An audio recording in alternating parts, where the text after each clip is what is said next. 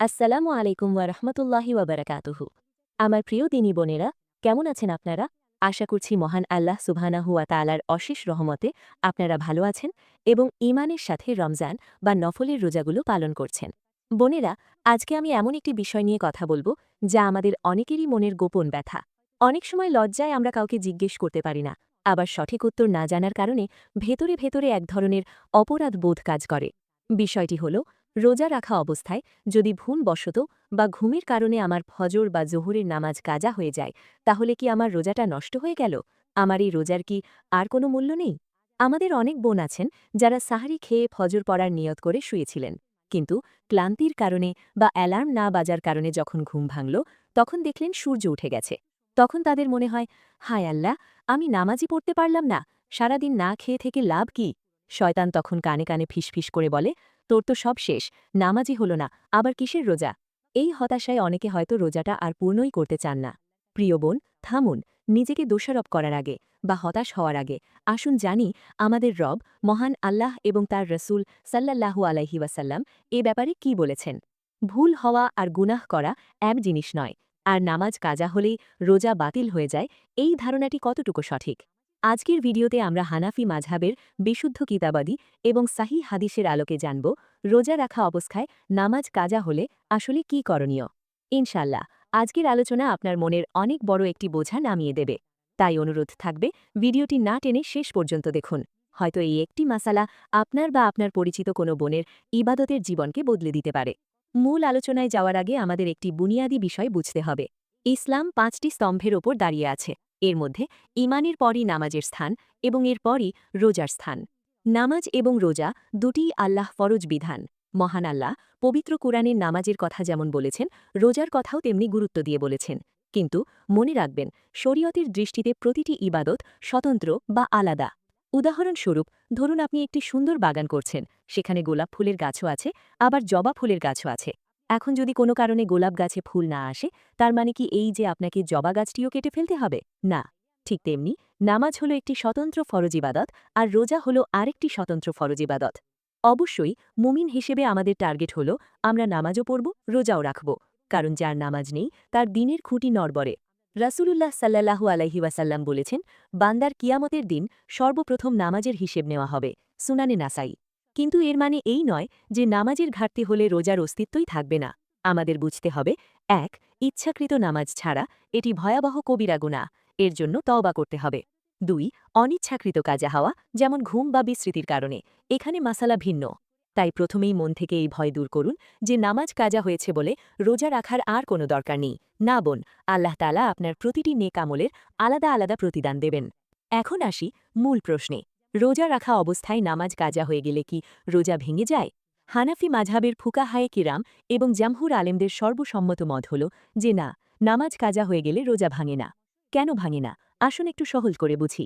রোজা ভঙ্গের কারণগুলো সুনির্দিষ্ট, যেমন শুভে সাদিক থেকে সূর্যাস্ত পর্যন্ত ইচ্ছাকৃত পানাহার করা, স্ত্রী সহবাস করা, ইচ্ছাকৃত মুখ ভরে বমি করা ইত্যাদি। এর মধ্যে নামাজ না পড়া বা নামাজ কাজা হওয়া রোজা ভঙ্গের কারণ হিসেবে উল্লেখ নেই। তাই আপনি যদি রোজা রেখে কোনো কারণে ফজর বা অন্য কোনো ওয়াক্তের নামাজ সময়মতো পড়তে না পারেন, তবুও আপনার রোজা ১০০% শুদ্ধ বা আদতে আদায় হয়ে যাবে, অর্থাৎ ফরজ রোজা আদায়ের দায় থেকে আপনি মুক্ত হবেন। তবে এখানে একটি সূক্ষ্ম বিষয় আছে বোন। ধরুন আপনি অনেক দামি একটি মেহমানদারির আয়োজন করলেন, পোলাও কোরমা রান্না করলেন, কিন্তু খাবারে লবণ দিতে ভুলে গেলেন।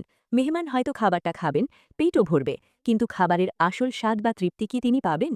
ঠিক তেমনি রোজা রেখে নামাজ না পড়লে রোজার সুয়াব বা আধ্যাত্মিক নূর অনেক কমে যায়।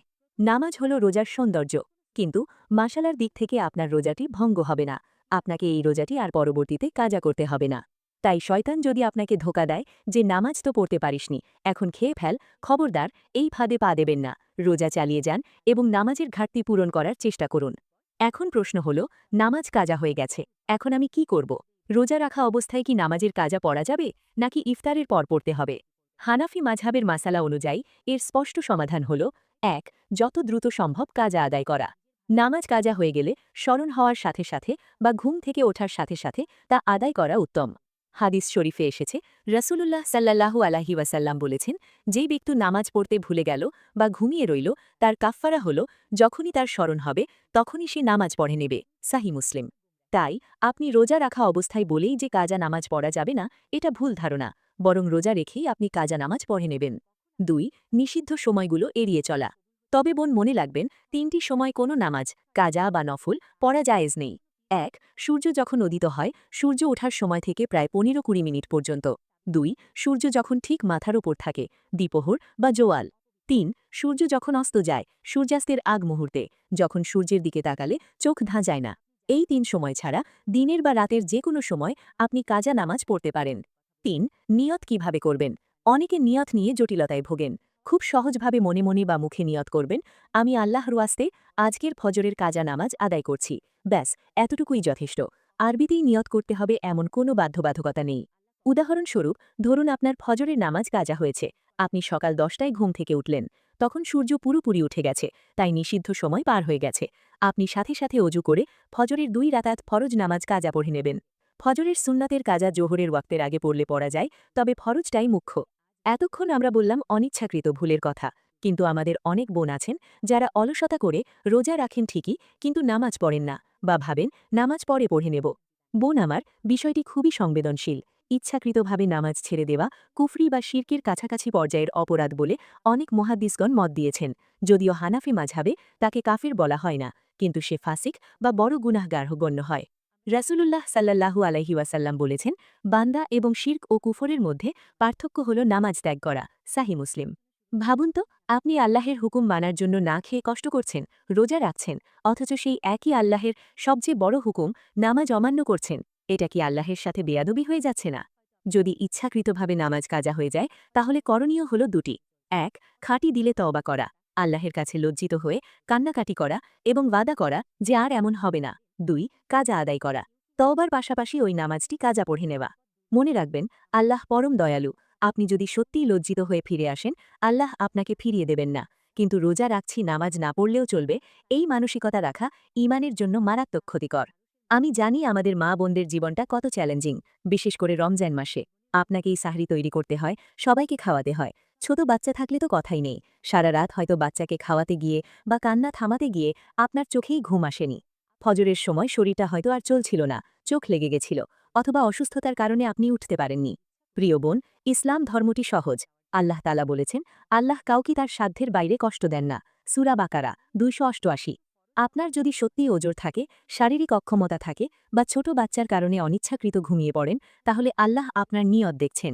হাদিসে আছে, ৩ ব্যক্তির ওপর থেকে কলম উঠিয়ে নেওয়া হয়েছে, অর্থাৎ গুনাহ লেখা হয় না।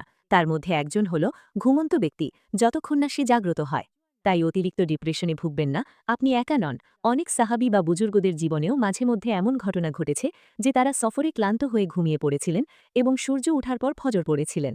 আপনার চেষ্টা থাকতে হবে, অ্যালার্ম দিন, বাসার অন্য কাউকে বলে রাখুন আপনাকে ডেকে দিতে। চেষ্টার পরেও ভুল হলে আল্লাহ রাহমানুর রাহিম, তিনি আপনাকে মাফ করে দেবেন। আমাদের মধ্যে একটা রোগ আছে, সেটা হলো হয় সব করব না হয় কিছুই করব না। শয়তান এই অল আর নাথিং থিওরি দিয়ে আমাদের ধোঁকা দেয়। শয়তান বলে, আজকে তো ফজর পড়লি না, জোহরও দেরি হয়ে গেল, তুই একটা খারাপ মেয়ে, তোর রোজা রেখে লাভ কি, যা গিয়ে খেয়ে ফেল। বোন আমার, এটা শয়তানের ওয়াসওয়াসা বা কুমন্ত্রণা। সে চায় আপনি নামাজের সোয়াব থেকে তো বঞ্চিত হয়েছেনই, এখন যেন রোজার সোয়াব থেকেও বঞ্চিত হন। আল্লাহ তাআলা কি বলেছেন? তিনি বলেছেন যে অনুপরিমাণ সৎকর্ম করবে সে তাও দেখবে। সূরা জিলজাল। আপনার রোজাটা একটা সৎকর্ম, আপনার নামাজ আরেকটা সৎকর্ম। একটার অভাবে আরেকটা ছাড়বেন কেন? বরং নিজেকে বলুন, আমার নামাজ মিস হয়েছে, আমি লজ্জিত, কিন্তু আমি আমার রবকে দেখাবো যে আমি আমার রোজাটা ভাঙিনি, আমি আমার নাফসের সাথে জেহাদ করছি। এই যে আপনি অনুতপ্ত হয়ে রোজাটা পূর্ণ করলেন, হতে পারে এই সবরের কারণে আল্লাহ আপনার পিছনের গুনাহ মাফ করে দেবেন। তাই